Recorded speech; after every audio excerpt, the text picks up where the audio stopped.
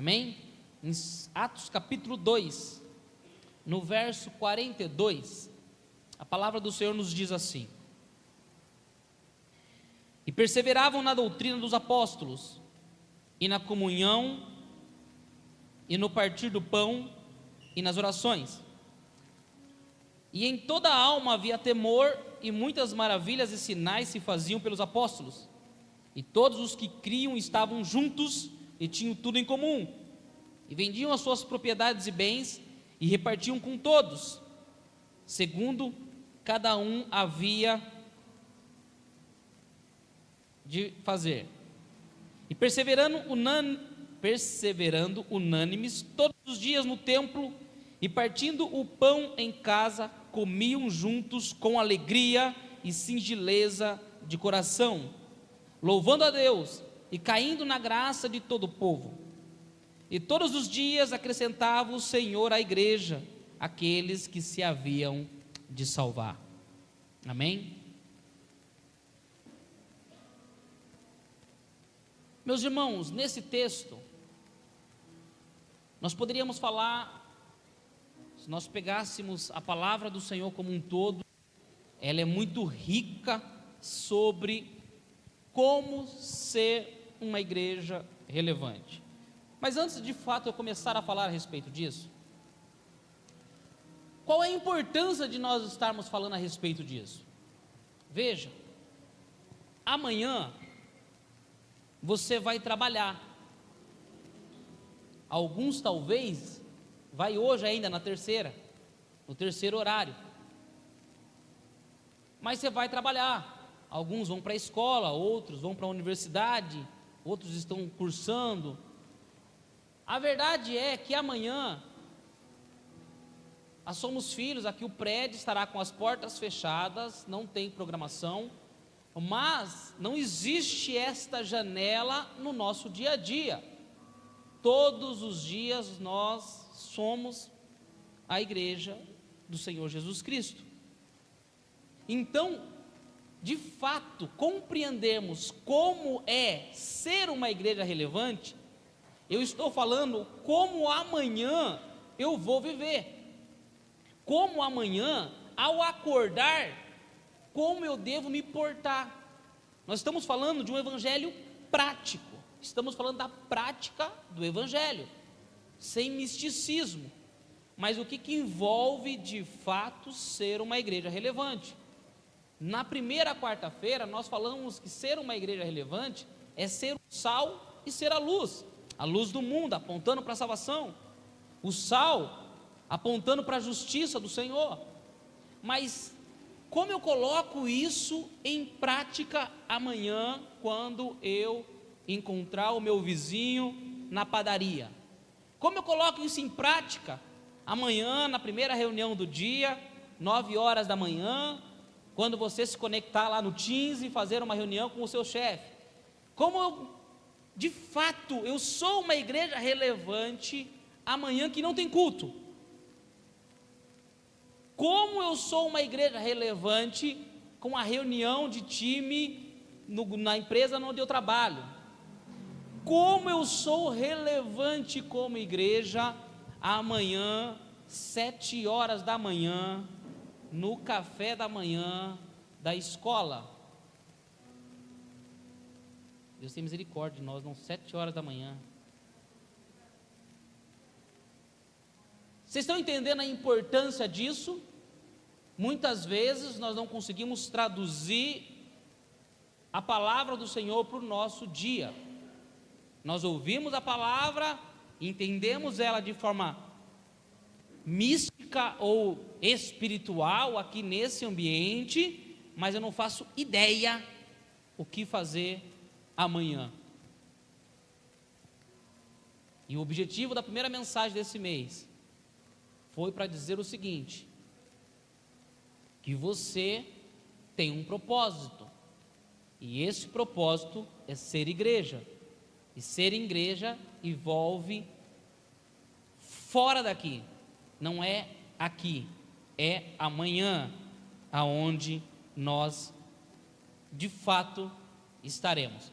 Se nós pudéssemos fazer uma matemática rápida e eu não vou me arriscar a esse número, mas de 7 dias da semana, nós temos, 2 cultos. Então é 5-2. Se eu colocasse a sexta, então já caiu para 4-3. E se eu colocar a academia na segunda-feira, invertemos. Está 4 para nós e 3 para o mundo, né? Está mais aqui do que lá. Está faltando agenda em Cadu, nós temos que pôr mais coisa. Ocupar tudo logo. Mas o que essa palavra do Senhor nos está nos dizendo? Vamos lá, o contexto histórico aqui. Se você puder dar um pouquinho mais aqui, eu vou ficar feliz. Aleluia. O que significa, meus irmãos? Contexto histórico. Atos no capítulo 1. Os discípulos estão reunidos. Essa é a ordem do Senhor Jesus. Que fiquem reunidos até que do alto recebam poder. Ok? Eles ficam reunidos. Atos no capítulo 2. Eles estão em oração, unânimes em oração. E a palavra do Senhor nos diz que enquanto eles estão em oração de forma unânimes, perseverando em oração, o Espírito Santo, o poder do Espírito Santo desce sobre eles. E nesse momento eles são tomados pelo Espírito Santo. Eles vão orar em línguas e em outras línguas, entenda-se por outros idiomas. E todas aquelas pessoas que estão em volta são ministrados no seu próprio idioma. Eles vão ficar, não são esses galileus, como eles estão falando no nosso idioma, como que eles estão todo mundo falando aqui, cada um entendendo no seu idioma, para que você possa entender. Tem russo, inglês e ucraniano e alemão, e está todo mundo entendendo o que eu estou falando, cada um entendendo na sua própria língua. E aí Pedro vai se levantar, então vai ter a primeira mensagem de Pedro. Pedro então toma a palavra quando vão dizer que os discípulos eles estão embriagados, eles estão bêbados, estão loucos. Pedro então ele se levanta e diz: não, nós não estamos loucos e nem bêbados e nem embriagados, estamos cheios do Espírito Santo de Deus. E em resumo ele diz o seguinte: o conselho para vocês é que vocês também se rendam, se convertam e sejam cheios do Espírito Santo de Deus. Essa foi a mensagem de Pedro. E o que nós lemos aqui, irmãos, é o pós esse evento. O que nós lemos aqui é a continuidade do que aconteceu no Pentecoste, é o resultado do Pentecoste, é como a igreja ela começa a partir de agora então a se movimentar. Ok? Estão comigo? Lembrei do Rômulo agora. Vocês estão comigo? Tem gente alegre aqui? E o primeiro ponto que ele nos diz aqui, no verso 42, ele diz assim: e perseveravam na doutrina dos apóstolos. Preste atenção, como ser uma igreja relevante. Primeiro ponto, perseverar na doutrina. Se eu pudesse trocar essa palavra, perseverar na doutrina, eu poderia dizer o seguinte: Cristo, ele deve ser a sua motivação. Quando os apóstolos falaram a respeito de perseverar na doutrina, os apóstolos eram as testemunhas, irmãos, da vida, da morte e da ressurreição de Jesus Cristo. Apesar de ser um nome bonito, um nome assim diferentão, doutrina dos apóstolos, eles estão falando da vida, morte e ressurreição de Jesus Cristo. Ele está falando a respeito do plano da salvação, que Jesus veio para salvar o mundo, veio para tirar aquele que está no charco de lama, veio para tirar das trevas e transportar para a luz, veio para transformar aqueles que não tinham direito a nada. A partir de agora você tem direito de ser filho de Deus. Essa é a doutrina dos apóstolos. Doutrina dos apóstolos é falar sobre Cristo, é falar sobre a nossa salvação, é falar sobre aquilo que de fato produz em nós a alegria. A salvação, ao contrário do que muitos podem interpretar, ela não é uma palavra pesada. Parênteses aqui agora. A palavra mais difícil que tem para pregar é sobre salvação. Fecho parênteses. É a palavra mais difícil, é a palavra que ninguém glorifica, todo mundo fica meio assim, o Senhor, será que me acertou? Será que essa foi para mim? Porque a palavra de salvação, ela te chama para arrependimento. Palavra de salvação vai pôr o dedo na nossa ferida. A palavra de salvação vai falar das nossas misérias. Mas será bálsamo sobre nossas feridas. Será a paz que excede todo entendimento. Será a força que revigora as pernas trêmulas, cansadas do dia a dia, da caminhada cristã. Falar de salvação é a restauração, é o refrigério do Evangelho. É a esperança que nos motiva a caminhar. É nós não tirarmos os olhos da cruz, é continuarmos olhando para a cruz com a esperança de Jesus vir buscar a noiva que tem esperado. Eu e você somos a noiva que estamos esperando a volta do nosso Senhor Jesus Cristo. O motivo de nós estarmos aqui reunidos, levantando as nossas mãos, adorando ao Senhor, é porque nós entendemos que Jesus voltará a buscar a tua noiva. E nós estamos reunidos aqui para que um pertinho do outro, ninguém fique para trás. Igual o Rafa está ali pertinho da Andressa, quase espremendo ela está assim, ó. E ele está assim. Isso, é por isso que nós estamos aqui, para estar bem pertinho do seu irmão, e para quando um de nós fraquejarmos, você fala: ei, levanta, porque o Senhor é a sua esperança. Ei, quando pensa que sou fraco, forte eu estou, porque não é de nós que vem a força que vem é do alto, a força vem do Espírito Santo. Ei, no mundo tereis aflições, tem de bom ânimo, mas eu venci o mundo, assim diz o Senhor. E se Jesus disse, você também vai conseguir. Essa é a palavra de salvação. Para nós sermos uma igreja relevante, viver uma vida relevante, a palavra de salvação precisa estar nos seus lábios. Pastor, o que eu prego amanhã no meu trabalho? Prega Jesus Cristo. Pego minha Bíblia então, chega amanhã. Raça de víboras! Eis que te digo, Jesus vem, vai todo mundo para o inferno. Não, irmão, isso não é salvação, isso é condenação. Você já condenou todo mundo. Palavra de salvação. Ele me ama. E eu não mereço. Ele te ama sem você merecer. Ele amou primeiro. Ele entregou a vida por você. Você entregar a sua vida para Jesus não é nada, que de fato você não pode nem entregar a sua vida para Jesus, porque Ele te comprou com um preço altíssimo, preço de sangue. O amor do Senhor nos envolve de tal maneira, irmãos, que todas as outras coisas perdem o sentido. Uma alegria toma conta dos nossos corações. O nosso rosto irá ser transformado. Aonde não há mais alegria, você vai voltar a sorrir. E não por uma religião, mas porque Jesus é o centro da sua vida. Falar, olha que diferença, hein? Nós estamos falando da mesma Bíblia, mas isso é palavra de salvação. Saia da tua boca o que produz vida. E isso, irmãos, também será força, será de fé para cada um de nós, porque a Bíblia diz que a fé vem pelo ouvir e ouvir a palavra de Deus. Quando eu estou falando para vocês a palavra, vocês concordam comigo que eu também estou ouvindo a palavra? E a fé vem como? Pelo ouvir a palavra. Por isso a palavra do Senhor nos diz: traga à memória aquilo que dá esperança. O dia está mais ou menos, começa a lembrar o testemunho da irmã. Oh Jesus, olha o que o Senhor fez com ela. Está passando por crise financeira. Lembra do pastor Marcelo, que ele ganhou um carro de mais de 80 mil reais. Alguém ligou para ele e falou assim: vai lá e compra o carro. Não, é seu, estou dando o carro para você. Cheque, famoso cheque em branco, que a gente só vê em filme.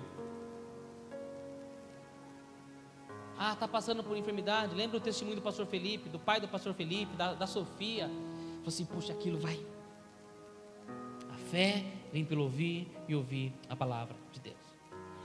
Se você não for tomado por essa palavra de salvação, em poucos dias nos tornaremos murmuradores. As crises são maiores do que as bênçãos. Os problemas são maiores do que a nossa solução. A guerra é maior do que o Senhor dos Senhores, o Senhor dos Exércitos. Logo, estaremos desesperados, porque não há mais salvação. O mundo está condenado, não há mais esperança. E logo nós iremos sucumbir. Logo não conseguiremos mais sorrir. Logo não conseguiremos mais liberar palavra de vida e esperança. Logo já não há mais paz nas nossas palavras. Logo nos tornaremos pessoas amargas, porque está faltando Jesus, palavra de salvação. Eu te desafio a voltar o seu coração para a palavra de salvação. Palavra de salvação. Palavra de salvação. Pastor, dá umas dicas aí de palavra de salvação. A Bíblia, uai. A Bíblia inteira é palavra de salvação. É uma única palavra. Tudo na Bíblia aponta para a salvação. Você fala, pastor do céu, eu só enxergo guerra, morte, problema, doença. É a sua ótica. Você já está contaminado. O caos já instaurou. Renuncia, fala, misericórdia, Senhor. Eu só vejo o problema maior do que... Muda a ótica. Jesus não é o problema. Ele é a solução dos problemas.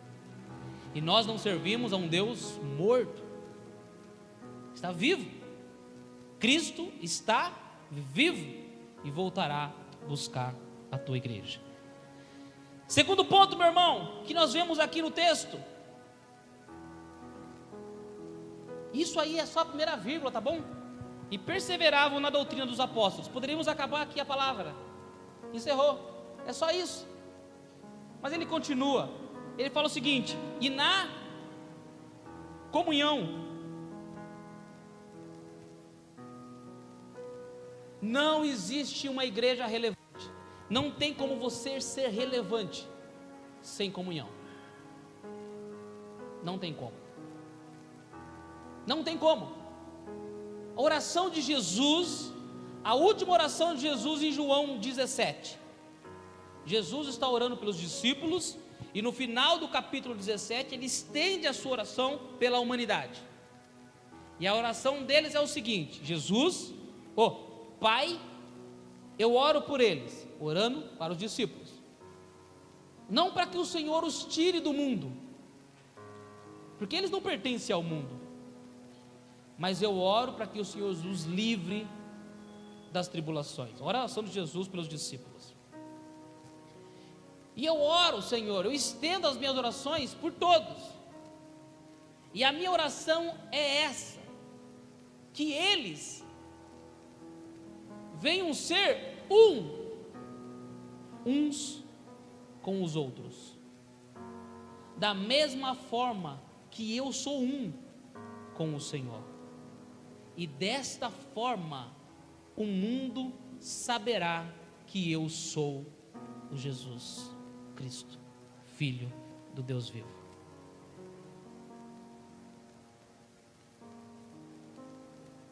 Pastor, eu achei que eu era um com minha mulher só com meu esposo, estava tudo certo. Não. O mundo verá em nós quando nós formos um. Pastor, o que é comunhão? Aqui é comunhão, estamos em comunhão aqui? Não, estamos agrupados aqui. Comunhão é comum acordo.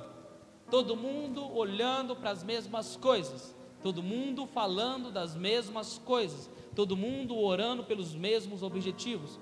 Todo mundo alinhado com os mesmos propósitos. Comunhão é isso.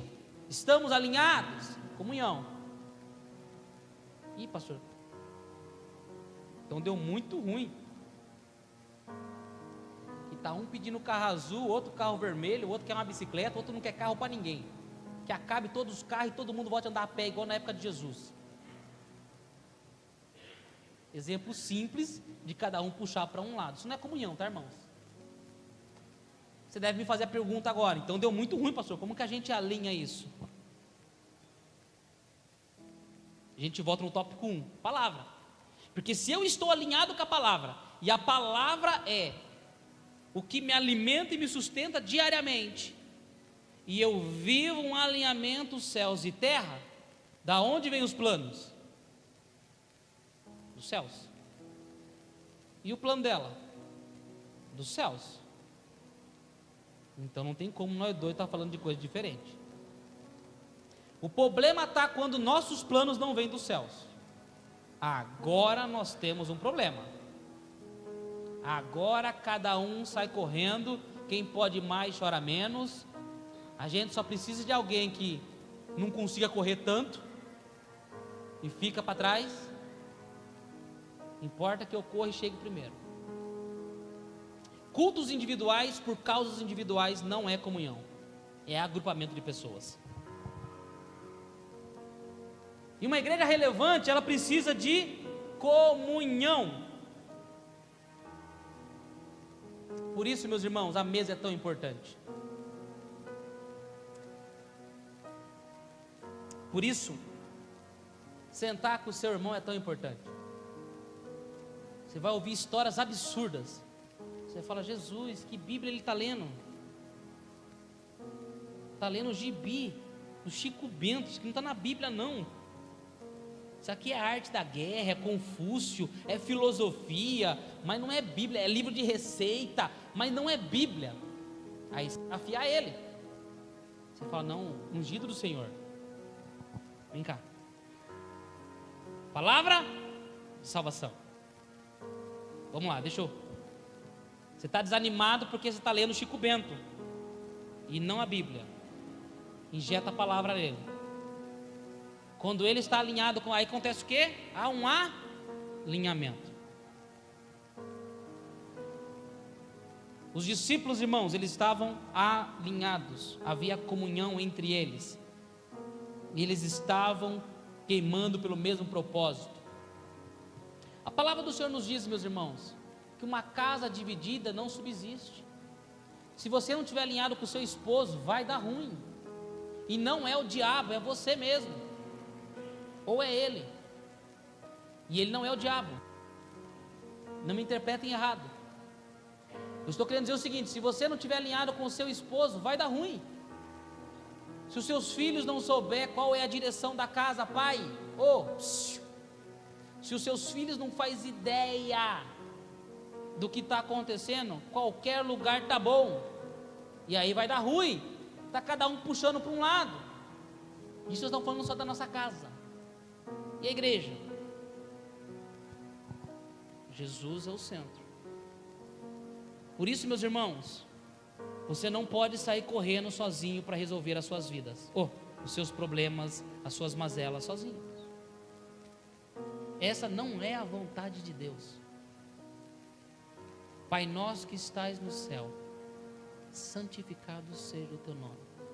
Venha o teu reino e seja feita a minha vontade. Tua vontade. A vontade dele. Primeiro ponto, Jesus, a sua motivação. Segundo ponto, uma igreja unida.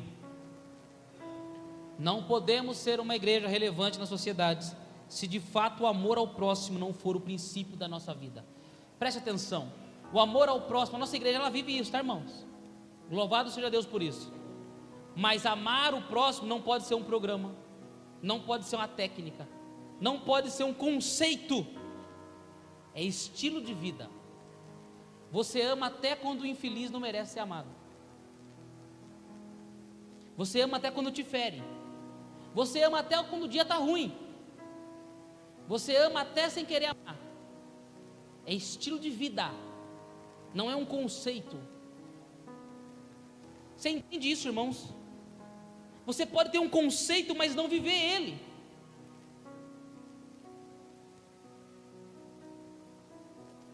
eu ver se eu lembro de algum exemplo disso, para vocês entenderem o que eu estou querendo dizer. Um conceito: tudo que você compra novo vem um manual, certo? E todo mundo lê. Bom, quando o engenheiro sentou para projetar, conceitualmente, todo mundo lê. Então você tem todas as soluções ali no manual. Isso é um conceito. E a prática? Poderia dar um desconto, né? Para que fazer um livreto daquele tamanho? Livreto de carro?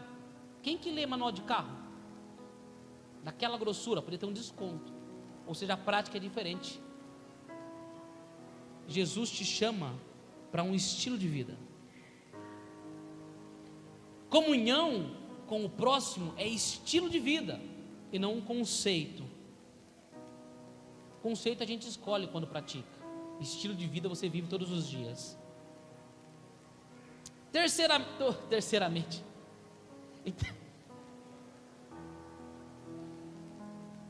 em terceiro lugar,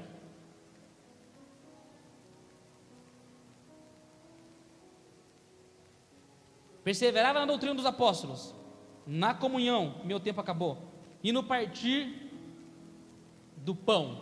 Fala comigo, relacionamento diário. Ei, repartir do pão é uma igreja viva. A igreja do Senhor Jesus é viva. E por que a igreja é viva? Porque ela se interessa em pessoas. Uma igreja que não está focada em pessoas, ela já está morta há muito tempo. Porque não existe outro propósito bíblico, pelo amor de Deus, não é palavras do Felipe, não existe outro propósito bíblico que não são pessoas. Não existe, é só pessoas. Então, se não existe foco em pessoas, viramos uma ONG, viramos um clube de recreação espiritual de final de semana. Não uma igreja. Uma igreja, ela é viva porque ela ama pessoas. E nós não amamos pessoas aqui na igreja. Esse irmão que está do seu lado, irmãos, ele se arrumou para vir hoje, passou perfume, fez a barba, escovou o dente. Isso é conceito. Não sabemos se é verdade. Então, na teoria é isso. Beleza? Ele se preparou para vir aqui. Não, irmão, relacionamento no dia a dia é no trabalho. Porque você vai no trabalho e cumprir horas, você não vai se encontrar com seu amigo. Então você não se prepara para ele. Então quando você chega no trabalho, você não está preocupado com ele. Você vai trabalhar, não é isso? Aí você chega lá e ele senta na sua mesa e quer falar dos problemas dele. Você está preparado para isso? Não. Isso aí eu estou preparado no discipulado, pastor, naquela ideia legal, na marca um café. Não, isso é conceito. Isso não é vida na vida. Conceitualmente, isso é o discipulado. Você aprendeu o conceito, não o evangelho. Vocês conseguem enxergar a diferença? O relacionamento dia a dia, repartir o pão, irmãos, é estar na mesa. Todos os dias. No trabalho, na escola, na igreja, na nossa casa, com os nossos filhos, com o maridão, com a esposa. Relacionamento dia a dia. Todos em movimentos, meus irmãos, preste atenção. O Felipe, eu devo ter nos meus contatos, vocês, mas se eu contato assim, se eu tirasse a igreja, pessoas fora da igreja, trabalho, irmãos, não passa de 30 pessoas. O grupo, o círculo de pessoas nosso, se você falar que tem 100 pessoas de contato, é muito difícil. Tirando trabalho, essas coisas, seu grupo é reduzido, ok? Mas, vamos arredondar? Vamos arredondar? Cadê o Paulo?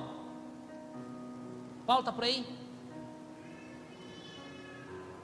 Algum diácono já contou? Hoje? Já tem a contagem do dia? Olha o desespero, agora corre para lá. Não? Já contaram? Quantos que tem aqui hoje? 80? Vou contar então. Hipoteticamente nós temos 80, ok? Daqui a pouco eles aparecem com o número aí. 80 pessoas. Vamos contar que o meu número é 20? É o número que eu alcanço. Agora, se cada um de nós alcança 20, quanto nós alcançamos por dia? Quanto que deu aí? 1.600?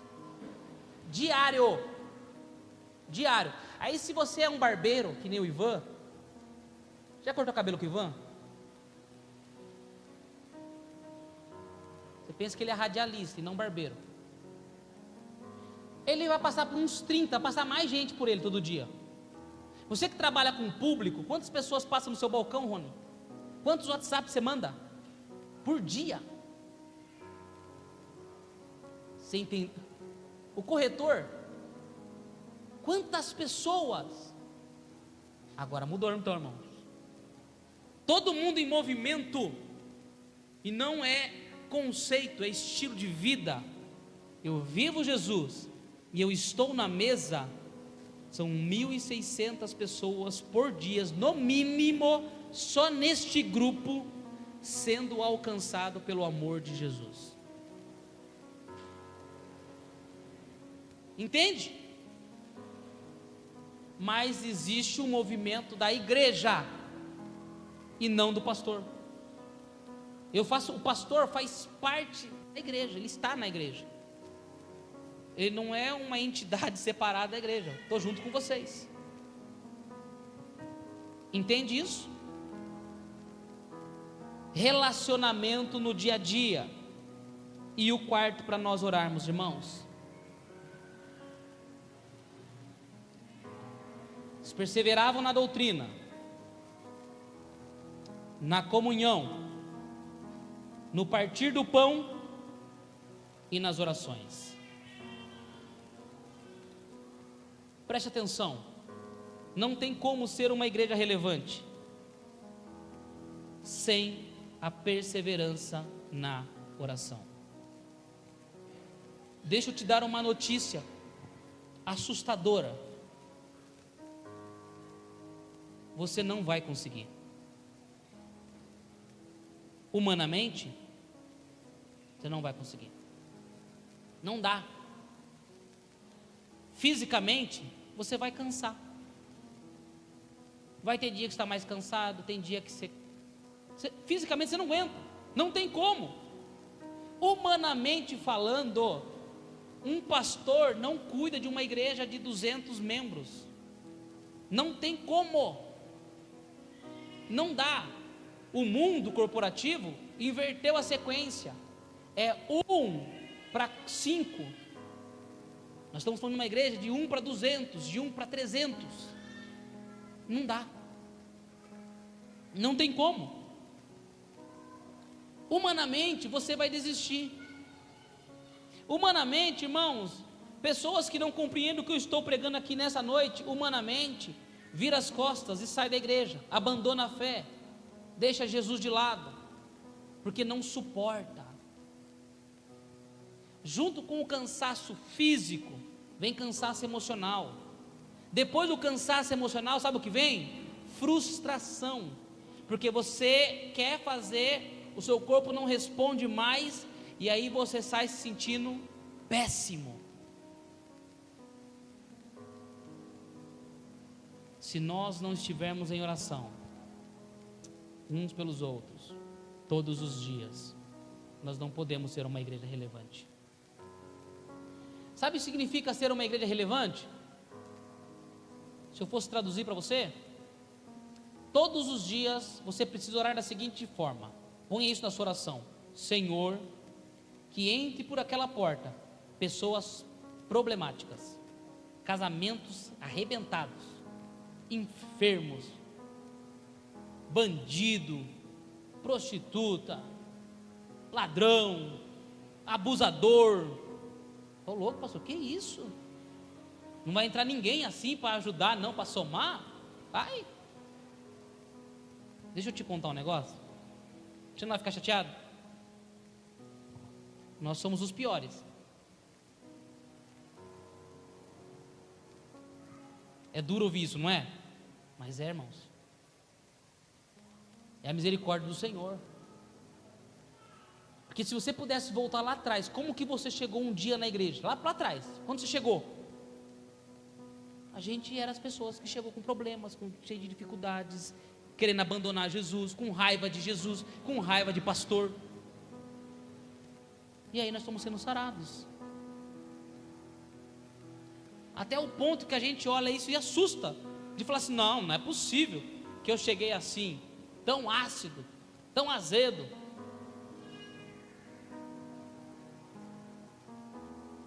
Esse é o dia a dia de uma igreja. Ser relevante é querer que eles entrem. É querer que nós lá fora, irmãos, nessa prática diária, nós venhamos a alcançar essas pessoas. No seu dia a dia, você é a igreja. No dia a dia, meus irmãos, você representa os céus. Sabe, irmãos, mesmo sem muita experiência, certamente você tem uma palavra, uma mensagem. Sem muita experiência, você tem uma mensagem. No mínimo, uma mensagem você tem, que é a mensagem que se converteu. No mínimo, onde eu estava, onde eu estou e o quanto eu mereço. Se você responder essa pergunta hoje, onde eu estava, onde eu estou e eu mereço isso, você tem a mensagem para você pregar todos os dias na rua. Só isso. A minha oração é para que essa igreja amadureça ao ponto de entender que o nosso papel é ser uma igreja relevante. E a minha oração é para que nós venha colocar em prática isso. Jesus, a palavra de salvação em nós, a comunhão do reino dos céus, buscar as coisas do alto, de Colossenses no capítulo 3. No relacionamento diário, eu lá no meu trabalho, eu sou um ministro de negócios, eu sou um professor, eu sou um instrumento de Deus. Aonde eu estou, policial, faxineiro, atendente, vendedor, engenheiro, médico, eu transmito Cristo. Aonde eu estou, eu tenho essa responsabilidade. E aí a gente volta aqui para fazer o que nós vamos fazer agora: orar uns pelos outros. Não é vergonha você falar, irmão, pelo amor de Deus, ora por mim que hoje... Porque é isso. Persevere em oração. Não tenha vergonha de falar assim, ora por mim, ora pela minha casa, ora comigo. O Espírito Santo colocou um projeto na minha vida, ora por mim. Quando a gente fala, irmãos, eu sei que muita gente não gosta, tá bom? Mas quando eu falo, ora para o seu irmão que está do seu lado, irmãos, se você entendesse o que está acontecendo, a importância disso, orar uns pelos outros.